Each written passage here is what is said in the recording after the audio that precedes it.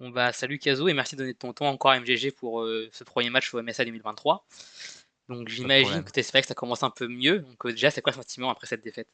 Donc tout d'abord, on savait que PSG était une grosse team à vaincre et on scrim beaucoup avec eux donc on connaissait leur level mais je pense qu'on avait 50-50 peut-être de gagner contre eux, quoi, et je pense que la game 1 et la game 2, ça raconte vraiment ce qui se passe en scrim.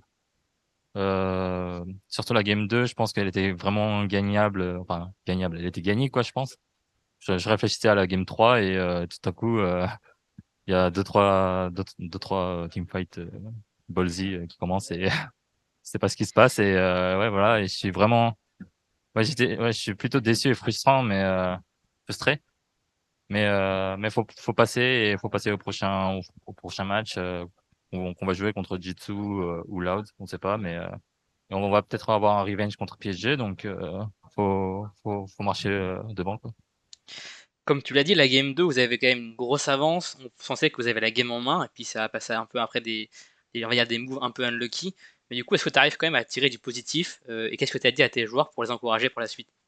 Hem, Bah, tout d'abord, je pense que mes joueurs, ils sont vraiment expérimentés au tournoi international, je pense, pour pour au moins les 4 joueurs, et je pense que Toltsu avait vraiment, sa première scène internationale, donc déjà, je pense qu'il avait vraiment une pression énorme, et je pense que c'est c'est ce qui a causé vraiment, quelques problèmes de macro, quelques problèmes de communication, game surtout la game 1 et game 2, après, après le throw, vers le bas, le nashor, quoi. Je pense que tout ça, c'est vraiment de l'expérience. Après, après je pense que je pense que DFM est toujours, slow starter, comment je peux le dire en anglais, quoi, et je pense qu'on va apprendre de ça pour jouer mieux, la prochaine game, quoi. Et du coup, tu as parlé un peu de la scène et de la pression. C'est vrai que comme moi, comme je suis à Paris en ce moment, je vois pas trop à quoi ça ressemble sur place. On a l'impression quand même que c'est quand même assez impressionnant avec un gros dispositif et on va dire une scène vraiment impressionnante. Du coup, comment tu la décrirais toi sur place? Donc déjà, j'ai adoré, la scène, j'ai adoré, le son que les supporters nous donnent, quoi, même pendant les drafts, bah, c'est plutôt, PSG que quand ils ont pris Blitzcrank, il y a une voix énorme, par les supporters, et je pense que, ouais, c'est cool. Surtout que, à cause de Covid, la scène LGL n'a pas eu de offline pendant une bonne période, quoi, et ouais, c'est la scène, en gros, même par exemple l'année dernière quand on était au Mexico, c'est pas une c'est une petite salle, quoi, on va dire. Bah, elle était quand même géniale parce que les supporters mexicains étaient bons, mais je veux dire, à ce niveau-là, c'est pas le niveau, et là maintenant, les Britanniques, ils nous chauffent, quoi, et c'est super. Bah, je pense que c'est une bonne nouvelle. Et est-ce que tu pourrais aussi me parler un peu de l'équipe? Que ça fait quand même Mmh. plusieurs années que je suis DFM, mais là, il y a quand même, on va dire, un nouveau joueur avec Toltu et un revenant avec Aria.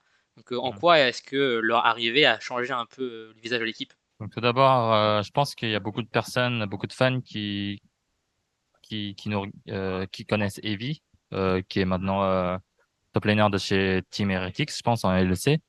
Donc ça a changé avec Toltsu. Je pense que ça a vraiment c'est un gros changement pour l'équipe, un renouvellement, on va dire, parce que maintenant notre âge moyen est beaucoup plus bas que l'année dernière. Genre ça fait maintenant on est à 22 ans peut-être, 22 ans et demi ou un truc du genre, alors que l'année dernière c'était 24 ans, on va dire.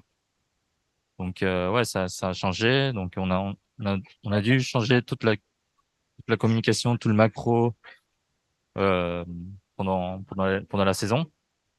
Et je pense qu'on va tout donner, dans ces MSI.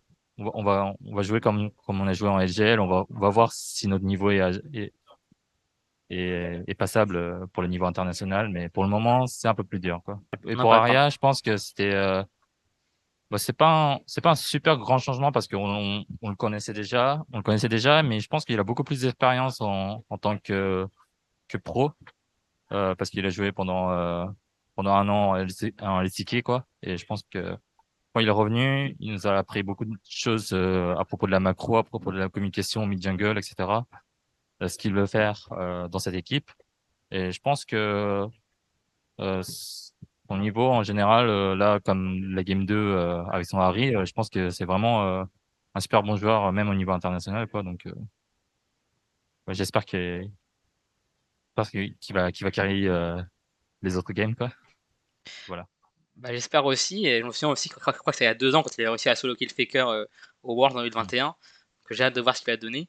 Est-ce que tu pourrais me parler aussi un peu de la préparation? Toi qui as beaucoup d'expérience, comme maintenant le format a changé, il y a plus de Mhm. BO1, c'est directement un BO3. Est-ce qu'en tant que Mhm. coach, ça change beaucoup de choses ou pas du tout?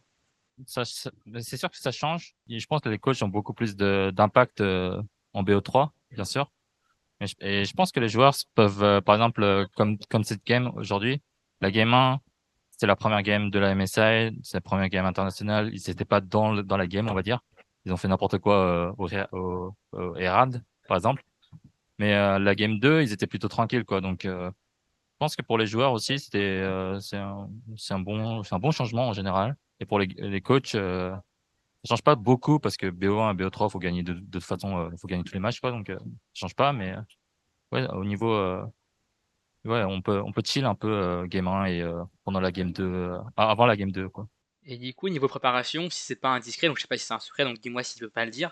Est-ce que tu sais à peu près, enfin, est-ce que tu pourrais me dire ou pas, quel type d'adversaire vous avez scrim pour vous préparer à ce tournoi du coup? Après, au niveau de la préparation, pour ce MSI, c'était vraiment très très très rapide, quoi, parce que après la finale, on avait genre 2 semaines avant de partir, et on n'avait pas de scrim partner qui était en Asie disponible, on va dire, parce qu'il y avait GAM et PSG en général. GAM, PSG et DFM, c'est le triangle pour stream pendant après les finales avant les tournois internationaux, quoi, on va dire.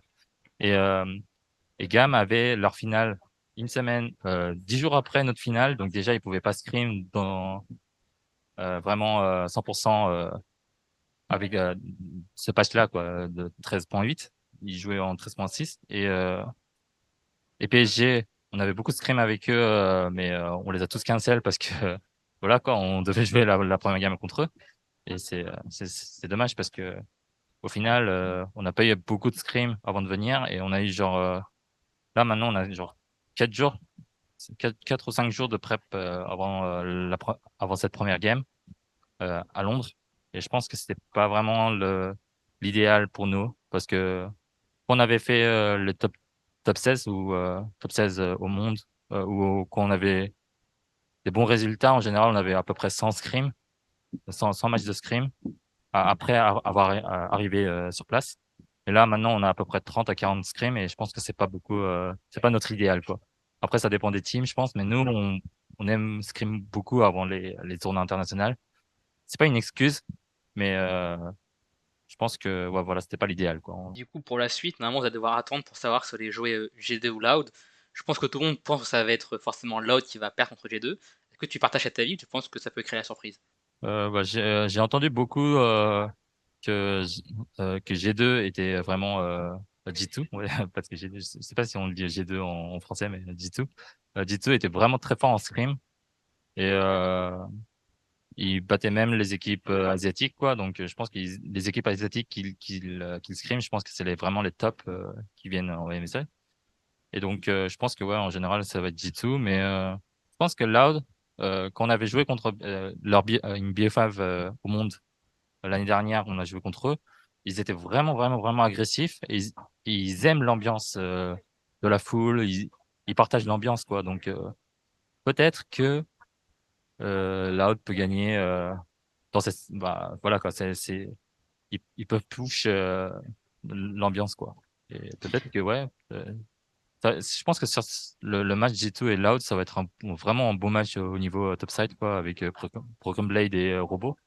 Je pense que ça va se jouer là-dessus, je pense. Ouais, je pense que ça va être G2, mais on va D'accord, bah, voir. c'est noté. Merci beaucoup Kazoo et bon courage pour la suite et encore, beaucoup d'encouragement de la part des Français et de la France. Ouais, merci beaucoup. Et aussi aujourd'hui, mes parents sont venus ici parce qu'ils habitent à Paris et ils ont pris l'Eurostar pour venir à Londres aujourd'hui et je voulais leur donner une victoire, mais bon voilà, c'est pas gagné, mais bon, Ça sera on pour la va la prochaine fois. donner, peut-être après-demain, quoi. Allez, Allez, merci beaucoup. Bon courage. merci beaucoup.